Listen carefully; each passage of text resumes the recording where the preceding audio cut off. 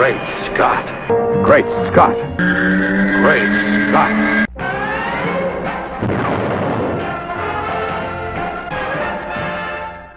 Hello everyone and welcome to another episode of Great Scott. I'm Scotty V. Thanks for watching.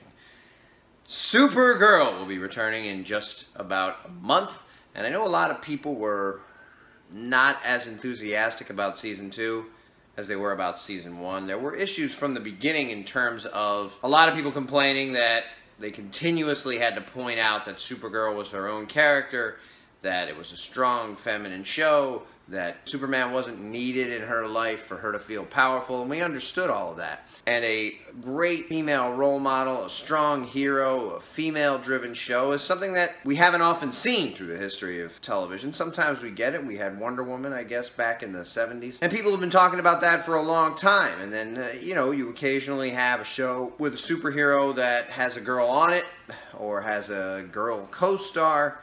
Normally, the Alex character is the co-star and the superhero's a male, but in this case we finally got a really strong female character, female-led show, lots of strong females on the show, and the fact that it's Supergirl for we super family fans was a great thing to have. And I have two daughters, and I'm happy that there's a great female superhero on TV, a great role model, a person who always strives to do the right thing that they can watch each week. Speaking of family time, it's been announced that for the four-way crossover that will be happening in November, the Danvers sisters will be central to the story. Both Kara and Alex will be featured on the show.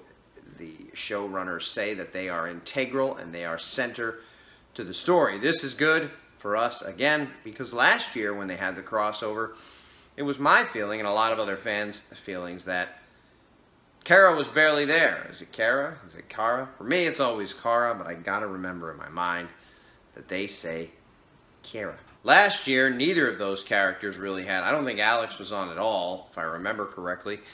And Kara became someone they were going to battle at one point, which is completely nonsensical, because if Kara was going to battle them, they would probably all just be fried dust.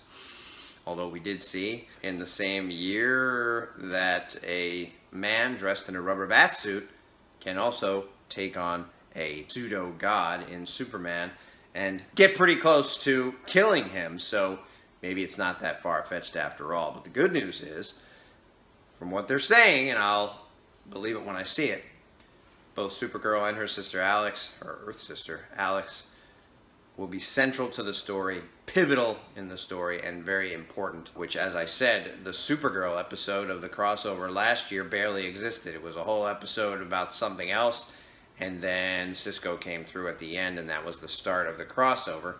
And then throughout the crossover, Kara was there, but she wasn't even integral to finishing the bad guys or helping end it. They used Firestorm, who arguably is the strongest member of the Legends of Tomorrow team, and quite possibly, if used correctly, be the most powerful member of all the superhero shows, other than possibly Supergirl, with his transmutation powers, his ability to fly, his ability to launch fireballs. There really isn't anybody on any of the teams that could stand up to him either, other than Supergirl, but he was the one who kind of ended the whole threat last time. So, I don't know that Kara and or her sister are going to be the ones that end the threat this time, but I am heartened by the idea that I've been told now, we've been told, that they will be integral to the story, which I think many fans felt they weren't, and it was disappointing last time. I watch all the shows, many other fans do as well, but anytime a Superman, just like it appears might be happening with Justice League, or a Supergirl is left out of defeating a very powerful foe, and the reason they do it is because they want the other heroes to be able to stand on their own. The same thing that was an integral theme of Supergirl Season 1, the idea that she didn't need any man behind her, she didn't need any Superman behind her specifically, in order for her to prove that she was a strong hero and stand on her own.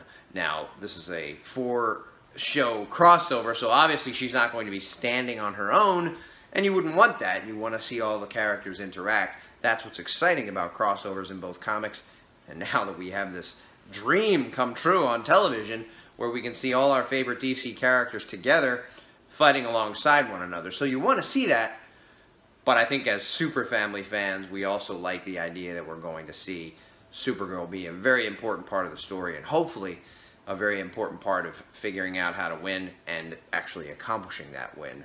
I'm looking forward to it in November, but as for now, I guess around October 9th, which is just about a month from now, we will be seeing the season premiere of Supergirl Season 3. I think it did lose a step when it moved to the CW. Didn't lose it in the areas people thought. The effects are still good, actually very good.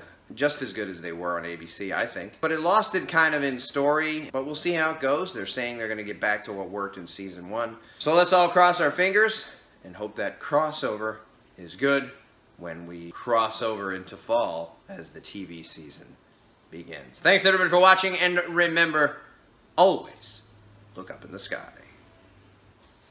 Or don't if you don't want to. I don't care if you feel. I said boom, said boom, said boom, said boom.